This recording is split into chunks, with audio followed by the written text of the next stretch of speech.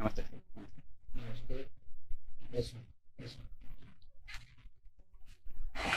Thank you sir. Comfortable? Yes sir.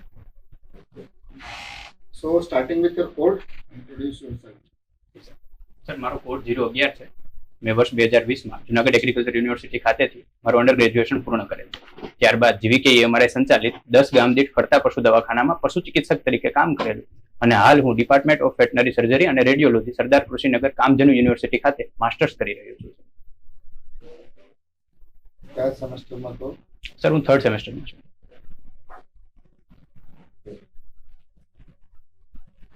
MRI શું છે? Sir magnetic resonance imaging MRI છે.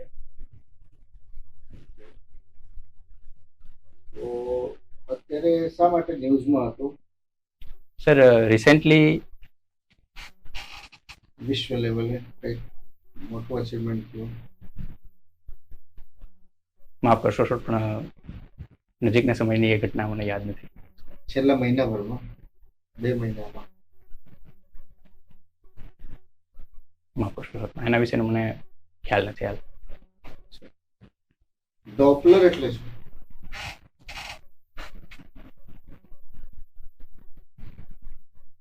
જી sir doctor વિશે મને આઈડિયા નથી હાલ. ડોપલર પૂછ્યું? Colour Doppler. Okay sir. Sir colour Doppler જે છે સર એ કલર ડોપલર છે એ આપણે મોટા ભાગે સોનોગ્રાફીની અંદર યુઝ કરતા હોઈએ છીએ. કલર ડોપલર છે કે જેની અંદર આપણને જે વાસ્ક્યુલર એરિયા હશે એ રેડ કલરનો દેખાશે કે જેની અંદર બ્લડનું પરફ્યુઝન થતું હશે અને જે એરિયાની અંદર વિનસ બ્લડ હશે એ આપણને સર બ્લુ કલરનું દેખાશે કે જેને આપણે ડોપલર સોનોગ્રાફી કહીએ છીએ સર. બ્લેક કલરનું કંઈ દેખાશે ખરી? સર બ્લેક કલરનો એરિયા છે એ ખરેખર જે સોફ્ટ ટિશ્યુ હોય છે એ દેખાય પણ એ જે ડોપલરનો જ્યારે આપણે ઉપયોગ કરતા હોઈએ છીએ ત્યારે આપણે મોટા ભાગે વાસ્ક્યુલર એરિયાને જ ચેક કરવા માટે થઈને ડોપલર વાપરીએ છીએ. તો મને વિયોગની જરા હાયરાર્કી જણાવો નીચેથી ચાલુ કરીને. જી સર. સર સૌપ્રથમ આવે છે લાઇવસ્ટોક ઇન્સ્પેક્ટર, એમની ઉપર વેટનરી ઓફિસર આવશે અને એમની ઉપર છે નાયબ મદદનીશ નાયબ પશુપાલન નિયામક અને નાયબ પશુપાલન નિયામક. એમની ઉપર છે રિજનલ જોઈન્ટ ડાયરેક્ટર અને એમના ઉપર છે ડાયરેક્ટર આવે છે. કોણ છે ડાયરેક્ટર અત્યારે? સર ફાલ્ગુની મેમ છે અત્યારે આપણા ડાયરેક્ટર છે. મારે 3 શબ્દોમાં સાંભળવું હોય જોબ પ્રોફાઇલ ઓફ વીઓ, તો એ 3 શબ્દ કયા કહેશો આપ? સર એક શબ્દ હું કહીશ કે પશુ સારવાર, બીજું કહીશ કે પશુઓનું એક્સટેન્શન વર્ક કરવું, પશુ સારવાર કરવી અને સાથે સાથે છે એ ડીવર્મિંગ કરાવવું. પશુઓ ડીવર્મિંગ કરાવવું છે. મેં તો કંઈક બીજું જ સાંભળ્યું છે. એડમિનિસ્ટ્રેટિવ, પછી ટેકનિકલ, એક્સટેન્શન. જી સાહેબ, એ જો ટર્મની અંદર વાત કરી શકીએ તો એક એડમિનિસ્ટ્રેટિવ વર્ક રહેશે, બીજું એક ટેકનિકલ વર્ક કે જેની અંદર મારે પશુ સારવાર કરવાની રહેશે અને એક્સટેન્શન વર્ક કે જેમાં મારે પશુ માલિકો છે એમને અવેર કરવાના રહેશે વિવિધ રોગો વિશે અને એમના પશુઓ જે છે એમના હેલ્થ વિશેની મારે માહિતી એમને આપવાની રહેશે.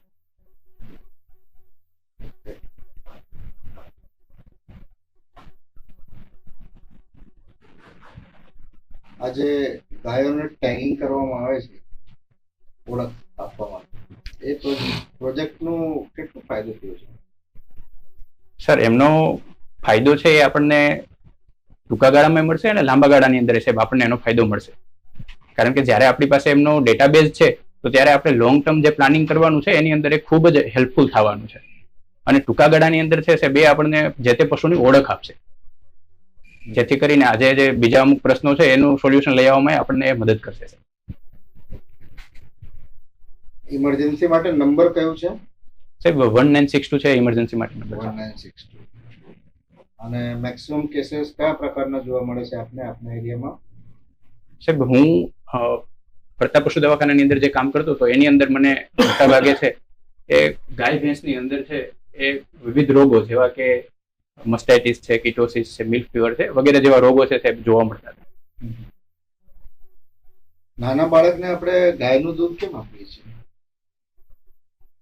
નાના બાળકોને સર ગાયનું દૂધ જે છે એ હેલ્થ માટે વધુ બેનિફિશિયલ હોય છે અને પાચન માટે થઈને પણ ભેંસના દૂધ કરતા એ વધુ સહેલાઈથી પાચન પણ એનું થતું હોય છે સાહેબ.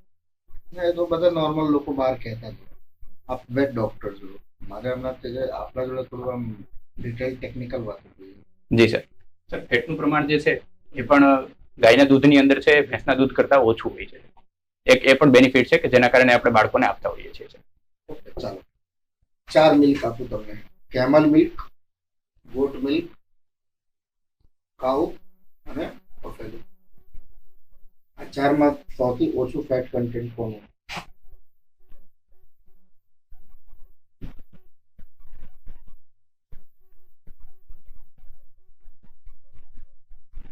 સાહેબ કેમલ મિલ્કની અંદર છે સાહેબ ઓછું હોય છે. Are you sure? સાહેબ કેમલ અને ગોટની અંદર હું કન્ફ્યુઝ છું, પણ ઓલમોસ્ટ બંને એકબીજાની નજીક હોય છે. અચ્છા, સૌથી ઇઝીલી સોલ્યુબલ કયું છે હ્યુમન બોડીમાં? સાહેબ ગોટ મિલ્ક છે આપણે પ્રિફર કરીએ છીએ. તો હવે તમારું આન્સર ચેન્જ કરશો કે એ જ રાખશો? જી નહીં સાહેબ, સોલ્યુબલની જો કન્ઝપ્શનની અંદર વાત કરીએ અને ડાયજેસ્ટની વાત કરીએ સાહેબ તો ગોટ મિલ્ક જ હોય છે, પણ એના ફેટ પર્સન્ટેજ વિશે સાહેબ બહુ હજી શ્યોર નથી સાહેબ.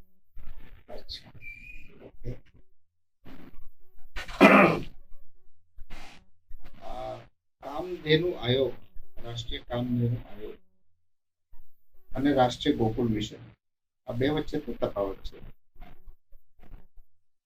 રાષ્ટ્રીય કામધેનુ આયોગ છે એ ખરેખર રાષ્ટ્રીય ગોકુળ મિશનની અંતર્ગત જ એની સ્થાપના કરવામાં આવી હતી સાહેબ. અને જે રાષ્ટ્રીય ગોકુળ મિશન છે સાહેબ એના પેટા વિભાગની અંદર જ જે કામધેનુ આયોગ છે ને બનાવી અને એની અંદર જે ગીર ગાય છે એના સંવર્ધન માટેના પણ પ્રયત્નો છે કરવાના થતા હતા. તો આ જે કામધેનુ આયોગના ચીફ હોય છે એમનો સ્ટેટસ કોના ઇક્વિવેલન્ટ હોય છે? માફ કરજો સાહેબ, પણ એના વિશે મને અમને કઈ દરજ્જો આપી છે આપણે? માફ કરશો સાહેબ, પણ એના વિશે મને વધુ માહિતી નથી. કેબિનેટ મિનિસ્ટરના દરજ્જા ઉપર એ માણસને આપણે આપીએ છીએ, બરોબર? Okay sir.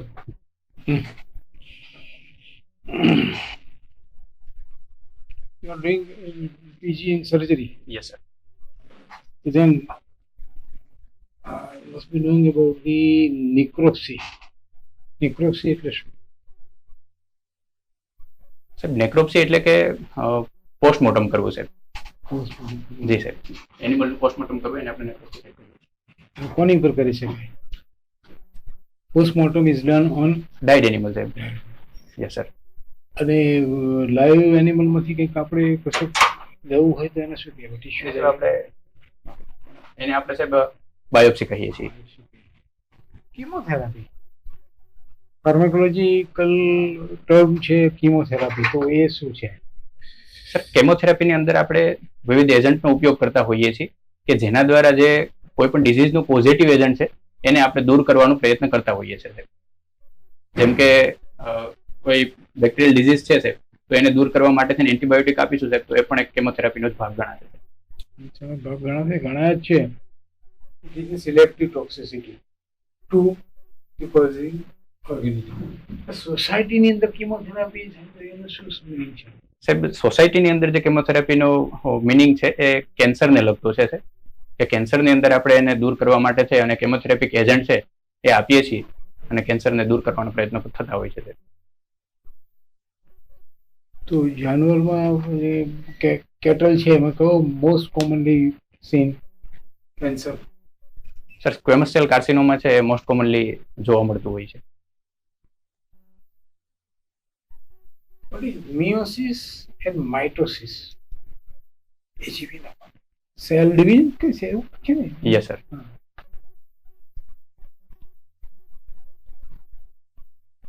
Okay. To your hospital, a sheep has come and it has engulfed something. So which emetic you will use? કંઈક ગળી ગયું છે સીપ તમારું, તો એને કયું એમેટિક આપશો? જેની સાહેબ આપણે એમેટિકનો તો ઉપયોગ નથી કરતા. કેમ નથી આવડતું? માફ કરશો સર, પણ કેમ નથી કરતા એમ કોમન?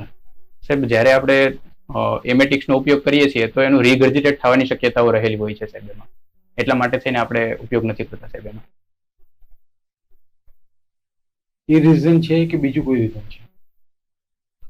સાહેબ હાલ તો મારા થઈને એ જ છે, બીજા રીઝન વિશે મને કયું માહિતી કયું એનિમલ ગણાય? રૂમિનન્ટ્સ ગણવામાં આવે છે. રૂમિનન્ટ્સ ગણવામાં એટલે ડોમિનન્ટમાં રૂમિનન્ટની અંદર સાહેબ એનું જે સ્ટમક છે એ 4 કમ્પાર્ટમેન્ટનું બનેલું છે, એટલા માટે થઈ અને એમિશન છે, જે વોમિશન છે એ સાહેબ ખરેખર પ્રોડ્યુસ નહીં થાય અને એ એનિમલ છે ઇન્જેસ્ટ જ બહાર કાઢશે. ઇમેટિક સેન્ટર નથી એના ભાઈ. ઇમેસિસ રિફ્લેક્સ નથી હોતા રૂમિનન્ટ્સની અંદર, એટલા માટે. હા, that is the reason. But is absorption and adsorption. Adsorption. Only the difference is between the spelling. AB, AD. જે સ્કિન ઉપરથી કે બહારની એક્સટર્નલ સરફેસ ઉપરથી જે એબ્ઝોર્બ થાય છે એને એડસોર્પ્શન કહેવામાં આવે છે. અને એબ્સોર્પ્શન છે સાહેબ એ જ્યારે કોઈ બોડીની અંદર ઇન્જેક્ટ કરવામાં આવે છે અથવા તો એ શરીરની અંદર જ્યારે દાખલ થાય છે કોઈ કમ્પાઉન્ડ છે એને એબ્સોર્પ્શન આપણે કહીએ છીએ. સ્કિન ઉપર લગાવીને એમાંથી બી અંદર જાય ને પેનિટ્રેટ થઈને જાય, એને પણ એબ્સોર્પ્શન જ કહેવાય છે.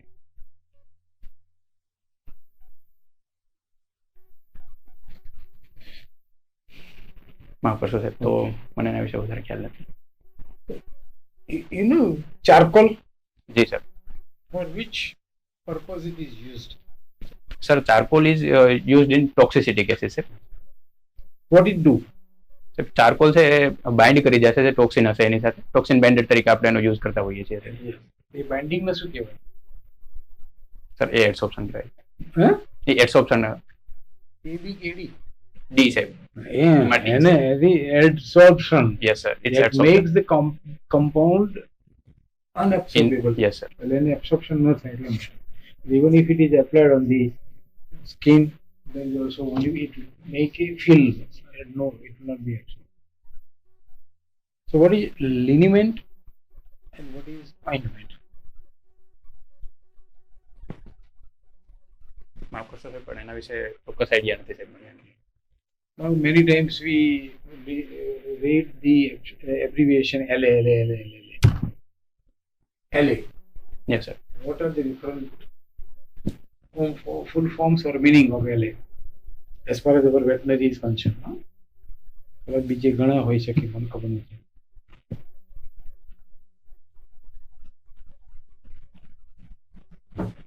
સાહેબ એલેમાં એક મને જે ખ્યાલ છે એ સાહેબ લોંગ એક્ટિંગ માટે થઈને આપણે એલેનો ઉપયોગ કરીએ 100% સાચું છે, બીજા બી છે પાછા.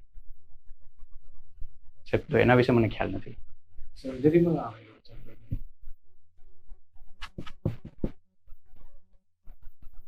માફ કરશો સાહેબ, પણ હાલ યાદ નથી કરી. યસ સર, લોકલ એનેસ્થેટિક આવે છે. એની માટે બી એલે જ વાપરે છે. ઓપરેટેડ અંડર એલે એવું લખેલું હોય છે. ઓકે. જોયું છે કે નહીં પ્રિસ્ક્રિપ્શન ક્યાંય બી, અથવા તો કેસ પેપર? જી સર, મેં કેસ પેપર જોયા છે સાહેબ. પણ એવું ક્યાંય નથી, કોઈ ઓપરેશન નહીં કર્યા હોય એટલે નહીં લખ્યું હોય. તો પછી ના સાહેબ. Very common. હા, સોરી કહેવાનું એ જ નહીં, જ્યારે સર્જનના માણસે તો આવડવું જોઈએ. અને બીજું વેટરનરી વાળા આવડવું જોઈએ. એલે એટલે જી સર. લાર્જ એનિમલ, એની માટે પણ એલે શબ્દ છે ને, એબ્રિવિએશન. Yes sir. આ સાહેબ બેઠા બેઠા આવું બહુ લખ્યા કરતા હતા. આમ આ મને ખબર નહીં પડતી, આમ આવું કઈ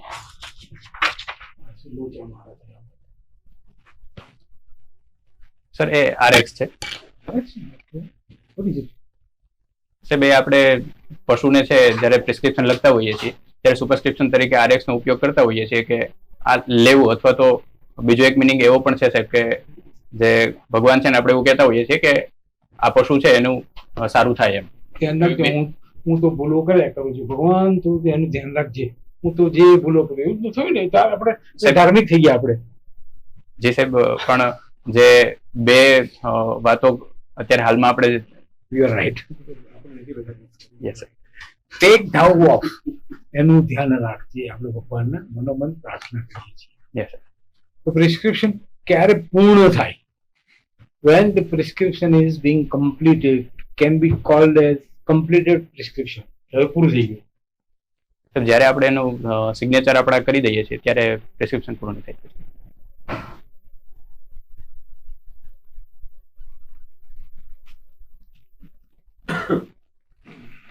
એક્સરે નો પ્રિન્સિપલ? એક્સરે છે આયોનાઇઝિંગ રેડિયેશન ઉપર કામ કરે છે કે જેની અંદર આયોનિક એમિશન છે એ પ્રોડ્યુસ કરવામાં આવે કેથોડ રે છે એની અંદરથી, અને જે હાર્ટ ટિશ્યુ છે જેમ કે બોન એની અંદરથી આપણે સામે જે પ્લેટ રાખેલી છે એમના દ્વારા પેનિટ્રેશન થશે, અને જો નહીં થાય તો આપણે એમને ગ્રાસ કરી શકીએ. એના રેસ જે નીકળે છે એનું કેવા રેસ, કેવી વેવલેન્થ વાળા રેસ નું પેનિટ્રેશન વધારે હશે? જેની વેવલેન્થ ઓછી હશે સાહેબ એનું પેનિટ્રેશન વધારે હશે, અને જેની વેવલેન્થ વધુ હશે એનું ઓછું હશે. ઓકે. રેડિયેશન ફોર્મ્યુલા આપી શકશો જે આપે કીધું? માફ કરશો સાહેબ, પણ હાલ મને ફોર્મ્યુલા યાદ નથી એનું. Lambda equal to 1/c. Yes sir. Scattered radiation અટકાવવા માટે કેવા પ્રકારના પ્લેટ્સ અને જે યુઝ થાય મટીરિયલ કયું હોય? સાહેબ આપણે એની અંદર ગ્રીડનો ઉપયોગ કરતા હોઈએ છીએ સ્કેટર રેડિયેશન અટકાવવા માટે છે ને, કે જેની અંદર લેડની સ્ટ્રીપ હોય છે. ઓકે. બીજું શું યુઝ થાય એક્સરે નો પ્રોટેક્શન માટે? સાહેબ લેડ એપ્રોન છે યુઝ થતા હોય છે એક્સરે માંથી પ્રોટેક્શન મેળવવા માટે છે. એક્સરે ડેવલપમેન્ટના ફેઝિસ કયા?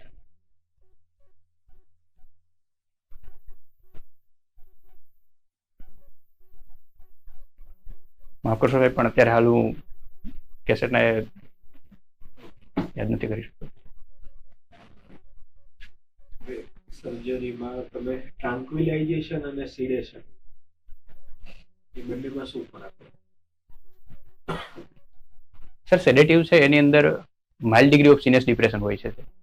ટ્રાન્ક્વિલાઇઝર છે અને એનિમલ છે એ અવેર હોય છે સાહેબ, જે એની આજુબાજુનું એન્વાયરમેન્ટ છે એનાથી. જ્યારે ટ્રાન્ક્વિલાઇઝર છે એની અંદર મોડરેટ ડિગ્રી હોય છે સાહેબ સિનિયસનું ડિપ્રેશન, અને એનિમલ છે એ અનઅવેર હોય છે મોટા ભાગે અને આજુબાજુનું એન્વાયરમેન્ટ. જી સર. સેડેટિવ તરીકે આપણે ઝાયલેઝિનનો ઉપયોગ કરતા હોઈએ છીએ. ટ્રાન્ક્વિલાઇઝરની અંદર આપણે ડાયઝેપામ જેવા કમ્પાઉન્ડ છે એનો પણ ઉપયોગ કરીએ છીએ. સ્ટેજીસ ઓફ એનેસ્થેસિયા જી સર. સ્ટેજ કેટલા છે અને કયા સ્ટેજમાં આપણે ઓપરેશન કરીએ? જી સર. સ્ટેજ 1 છે જેને ઇન્વોલ્યુન્ટરી એક્સાઇટમેન્ટ પણ કહેવામાં આવે છે, પ્રી એનેસ્થેટિક. એના પછીથી આપણે જે એનેસ્થેશિયાના સ્ટેપની કહી રહ્યું છે કે જેમાં પહેલું સ્ટેજ છે કે ઇન્વોલ્યુન્ટરી એક્સાઇટમેન્ટ, માફ કરો છે વોલ્યુન્ટરી એક્સાઇટમેન્ટ. ધેન સેકન્ડ સ્ટેજ છે ઇન્વોલ્યુન્ટરી એક્સાઇટમેન્ટ. થર્ડ સ્ટેજ છે કે જેની અંદર સર્જિકલ એનેસ્થેશિયા કહેવામાં આવે છે, કે જેમાં આપણે ઓપરેશન પરફોર્મ કરીએ છીએ. અને સ્ટેજ 4 કે જેને આપણે મિડ્યુલરી પેરાલિસિસ કહીએ છીએ કે જેને ઓવરડોઝ પણ કહેવામાં આવે છે. સ્ટેજ 3 ના પ્લેન? જી સર. એની અંદર સર પ્લેન 1, 2 અને 3 છે, કે જેમાં આપણે પ્લેન 2 છે એને મોસ્ટ પ્રોબેબલી પ્રિફર કરતા હોઈએ છીએ સર્જરી કરવા માટે. કયા રિફ્લેક્સ ચેક કરવાનું? સાહેબ રિફ્લેક્સ ચેક કરવાની અંદર એક તો આપણે પાલ્પેબ્રલ રિફ્લેક્સ છે એને મોટા ભાગે ચેક કરતા હોઈએ છીએ, અને ઓક્યુલર રિફ્લેક્સ છે એ પણ ઓકેઝનલી ચેક કરીએ જ્યારે વધુ પડતો ઓવરડોઝ થાય છે ત્યારે ઓક્યુલર રિફ્લેક્સ છે એને પણ ચેક કરવું પડતું હોય છે. ડાયઝા સાથે બીજું એક ડ્રગ આપણે યુઝ કરીએ એનેસ્થેસિયા માટે, જનરલ એનેસ્થેસિયા. જી સર. સર કેટામીનનો ઉપયોગ કરતા હોઈએ છીએ. કેટલા પ્રપોર્શન? સર 2:1 નો રેશિયો છે. જી સર. કેટામીનનું કન્સન્ટ્રેશન વાયરમાં કેટલું? Sir ketamine is 50 mg per ml sir concentration. Sir in which species? Sir 1 mg per kg, 1.1 to 2.2 mg per kg થી સાહેબ આપણે આપતા હોઈએ છીએ. ટ્રાન્સવેનેરિયલ ટ્યુમરમાં કઈ ડ્રગ વપરાય એનો ડોઝ રેટ શું છે, ડ્યુરેશન? જી સર. સર વિનક્રિસ્ટિનનો આપણે ઉપયોગ કરતા હોઈએ છીએ સર. એનો ડોઝ રેટ સાહેબ મને એક્ઝેક્ટ હાલ યાદ નથી સાહેબ, પણ એ આપણે મોટા ભાગે છે એ 3 થી 4 વીક સુધી પ્રિફર કરીએ છીએ કે પર વીક એમનો ડોઝ છે એ આપવો પડતો હોય છે. Vincristine you told, right? Yes sir. What is it? Sir anti cancerous drug છે. What is the basic source of vincristine? I am so sorry sir, પણ એના વિશે મને આઈડિયા નથી. નથી ખબર. It is primarily Vincarosia. Okay. Vincarosia ખબર છે? ગુજરાતી નામ ના સર. બહુ જોયું. બારમાસી જોઈ છે? જી સાહેબ 12 બરાબર. ત્યારથી કોમન પ્લાન્ટ ટોક્સિસિટી, કયા કયા પ્લાન્ટની ટોક્સિસિટી થાય બોલો? સાહેબ સોરગમની ટોક્સિસિટી છે એ થતી હોય છે. તે ઉપરાંત સેફોનિન છે કે જે આપણે આલ્ફાની અંદરથી પ્રોડ્યુસ થવાને કારણે એની ટોક્સિસિટી છે એ પણ થતી હોય છે. તે ઉપરાંત સાહેબ ઓક્ઝેલેટ પોઈઝનિંગ પણ થતું હોય છે મોસ્ટ કોમનલી. લેન્ટેના કેમેરા, જી સાહેબ લેન્ટેના કેમેરા છે એ ફોટોસેન્સિટાઇઝેશન પ્રોડ્યુસ કરે છે. જી સર. કોમનલી થતું હોય છે. સાહેબ જે એરિયાની અંદર લેન્ટેના કેમેરા વધુ પ્રમાણમાં ગ્રો થતા હોય ત્યાં સાહેબ આપણને જોવા મળે છે. એ સાથી થતી હોય છે એની ટોક્સિસિટી. ખાય એટલે થાય, પણ જનરલી જાનવર ખાય નહીં. Yes sir. બધી ખાસિયત શું છે ખબર છે એની? લેન્ટેના કેમેરા કોઈ તમને ડ્રાય નહીં જોવા મળે, ગ્રીન પાંદડા જોયા જ કરવા મળશે. સમર સિઝનમાં પણ તમને ગ્રીન દેખાશે. તો scarcity of the fodder, animals are tempted to browse it, ખાઈ જાય છે અને એનાથી થાય. એ બધા રિજિયનમાં નથી, ત્યાં અમુક રિજિયનમાં થાય છે. પણ બીચ રિજિયનનું કામ સૌરાષ્ટ્ર. સૌરાષ્ટ્ર, જામનગર રિજિયનના જે છે ને બધામાં ટોક્સિસિટી વધારે થાય. એ મેઘરજ બાજુના બધું છે લેન્ટેના કેમેરાથી ટોક્સિસિટી થાય કે જ્યાં વરસાદનું પ્રમાણ ઓછું હોય તો એવા પ્લાન્ટમાં ટોક્સિક કમ્પાઉન્ડ કોન્સન્ટ્રેશન વધારે હોય. ઓકે સર, ફાઇનલ રિમાર્ક્સ જે આપવાની હોય